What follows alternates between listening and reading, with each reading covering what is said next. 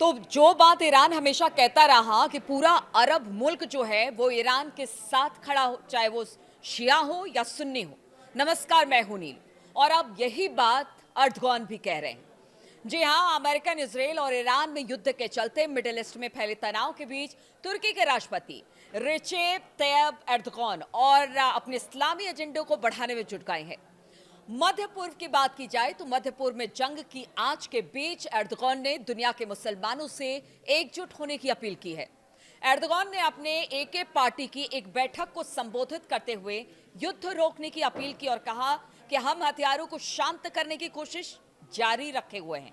यानी उनका कहना है कि हमारी कोशिश हमेशा से यही थी कि अरब मुल्कों में अमन शांति बनी रहे, किसी तरह से यहां पर अशांति ना हो, और आज भी हम यहां पर जिस तरह की स्थिति है उसे शांत करने की कोशिश जारी रखे हुए हैं। एक न्यूज रिपोर्ट के अनुसार बताया जा रहा है कि तुर्की के राष्ट्रगान की 105वीं वर्षगांठ के मौके पर एर्दोगान ने ईरान पर अमेरिका और इजराइल के हमलों को याद किया और इसे बड़ी तबाही बताया है। तुर्की के राष्ट्रपति की टिप्पणी ऐसे समय में आई है जब अमेरिका और इजराइल ने ईरान के खिलाफ बड़े पैमाने पर हमले जारी रखे हुए हैं। इन हमलों में खमेनी समेत कई शीर्ष रैंकिंग ईरानी अधिकारियों की हत्या कर दी गई। ईरान के इंफ्रास्ट्रक्चर को भारी नुकसान हो रहा है। ईरानी लोग हर दिन जिंदा रहने के लिए संघर्ष कर रहे हैं और इसी बीच ये बयान सामने आया है। तुर्की में इस्लामिक खिलाफत का दौर लाने का सपना रखने वाले एर्दोगान ने इस्लामिक एकता के नजरिए पर जोर दिया। उन्होंने कहा कि हमने अपने क्षेत्र के लोग, जिसमें कि ईरानी भाई भी शामिल हैं, शिया, सुन्नी, तुर्क, कुर्द के तौर पर नहीं देखा है, हम कभी देखेंगे भी नहीं। एर्दोगान ने कहा कि हम हर उस व्यक्ति के साथ खड़े हैं जिनके साथ गलत हुआ है या जो पीड़ित है। हम नस्ल, संप्रदाय, धर्म, भाषा या मूल रूप के आधार पर भेदभाव को नकारते हैं।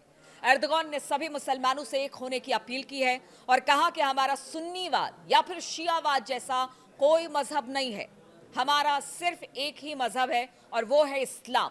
हजरत अली हमारे हैं, हजरत उमर हमारे हैं, हमारी माँ हजरत आयशा हमारी हैं और माँ हजरत जैनब भी हमारी हैं। तो इस तरह की बात एर्दोगान कर रहे हैं क्योंकि अब सारे मुस्लिम देशों को एक साथ चलने का आह्वान एर्दोगान ने कर दिया है।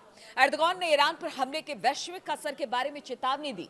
तेल की बढ़ोतरी, कीमतों का जिक्र करते हुए कहा कि सिर्फ लड़ाई में शामिल देश ही नहीं बल्कि पूरी दुनिया इसकी कीमत चुकाने की तैयारी कर रही है।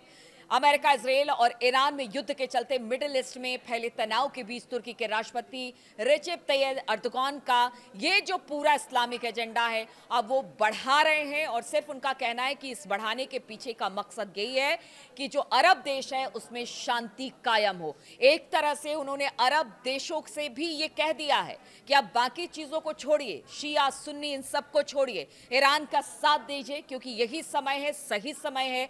और मुस्लिम की एकजुटता की बात एर्दोगान करते हैं। पीछे हमने देखा कि किस तरह से जब खामेनी साहब से पूछा गया था और इजराइल और अमेरिका का ईरान पर हमले का डर था, उस वक्त यही बात अली खामेनी ने भी कहा था कि देखिए ये समय जो है सबको एकजुट होने का समय है और अगर ऐसा नहीं होता है तो फिर ये लड़ाई क्षेत्रीय लड़ाई में तब्दील हो जाएगी और हो भी कुछ ऐसा ही रहा है। अब एर्दोगान भी इस बात को कह रहे हैं कि देखिए अब ये समय है कि पूरे अरब मुल्क को एक होना पड़ेगा। शिया, सुन्नी और बाकी जितने भी समुदाय हैं वो अलग अलग धड़े में ना बटे बल्कि इस्लाम धर्म को मानने वाले जो भी हैं वो एक साथ खड़े नजर आए। अब देखना होगा इस युद्ध को लेकर एर्दोगान का ये बयान और उसके बाद बढ़ते तनाव के बीच आगे ये पूरी जंग क्या मोड़ लेती है। लगातार इस पर हम आपको अपडेट देते ही रहते हैं। हमारे साथ बने रहिए। फिलहाल बहुत बहुत शुक्रिया मेरे साथ जुड़ने के लिए।